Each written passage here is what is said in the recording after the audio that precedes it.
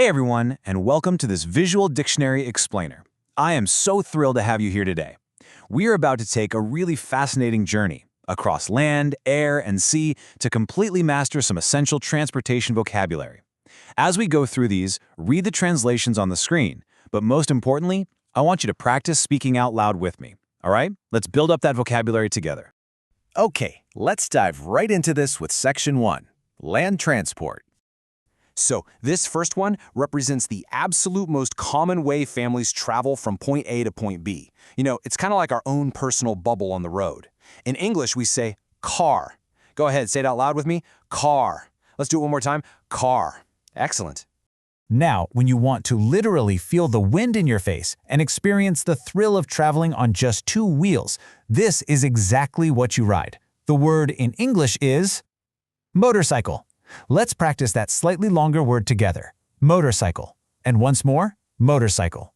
Great job! Moving on, when a whole bunch of people need to share a ride across the city, we hop on one of these. It's a totally essential part of everyday public transit all over the world.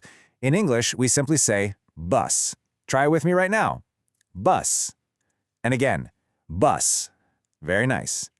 And this brilliantly illustrates exactly how heavy goods are moved across the country. They keep our stores stocked and the whole economy running smoothly. In English, we call this a truck. Let's hear you say it and really hit that crisp sound at the start. Truck. One more time. Truck. Perfect. Okay, imagine you're in a super busy city and you need a quick, private ride directly to a specific destination without even worrying about parking. You'd hire one of these. The English word is taxi. Say it aloud with me, taxi. Let's hear it again, taxi. Great work. Now this slightly larger vehicle is absolutely perfect for transporting smaller goods, moving heavy boxes, or even just taking a big group of friends on a weekend road trip. In English, we use the word van. Practice it with me. Van. And once more, van. Awesome. All right, looking up to the sky now for Section 2, Air Transport. So, when you need to cross a vast ocean or span an entire continent in just a matter of hours, you take this magnificent machine into the clouds. In English, we say airplane. Let's practice. Airplane. Say it again with me. Airplane. Fantastic. But wait, unlike an airplane, this aircraft has the amazing ability to take off straight up into the air, literally no runway required. In English, we call this a helicopter. Let's try that one together. Helicopter. And one more time. Helicopter. Brilliant. Coming back down from the clouds, here is Section 3, Water Transport. Now, this is definitely not some small craft. We're talking about a massive vessel used for navigating deep oceans, transporting thousands of cargo containers or hundreds of passengers at a time. In English, the word is ship. Let's say it out loud. Ship. Again. Ship. Excellent. By comparison, this vessel is much smaller, which makes it absolutely perfect for navigating peaceful rivers, smaller lakes, or exploring the coast. In English, we say boat. Practice with me. Boat. Let's hear it one more time. Boat. Great job. So the crucial point is that all these vehicles actually need paths and hubs to operate, right? That brings us to Section 4, Travel Infrastructure. First up here, this represents a vast underground railway network. It is absolutely essential for moving millions of people around massive, congested cities without adding to the street traffic. In English, we call this the subway.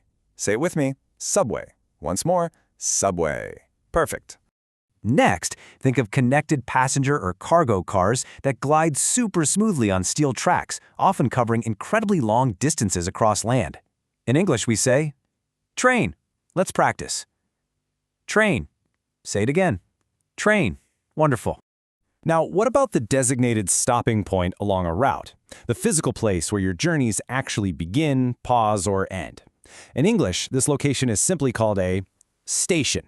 Let's say it together. Station. And again, station. Excellent work. Okay, let's see how our vocabulary builds. We just learned two distinct words, and now we're combining them to create a completely new, super logical concept for the building where those rail vehicles stop. In English, we say train station. Let's practice the combined phrase. Train station. One more time. Train station. Brilliant! And what about the massive, bustling complex where those skybound vehicles we learned about earlier actually land, park, and take off? In English, this place is called an airport. Try it out loud. Airport. And again, airport. Great job! All right, we are at our final vocabulary word, and it's a real game changer. Because honestly, no matter which vehicle or station you choose, you almost always need this small piece of paper or a digital code on your phone to actually start your trip and get on board. In English, we call this a ticket. Let's say it loudly together. Ticket. Final time, ticket. Fantastic. Wow, you have done an incredible job practicing your vocabulary today.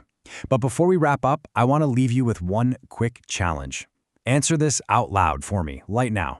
What is your favorite mode of transport? Seriously, which one do you enjoy the absolute most? Pick your favorite and say it proudly in English. Thank you so much for joining me for this explainer today, and keep practicing those new words.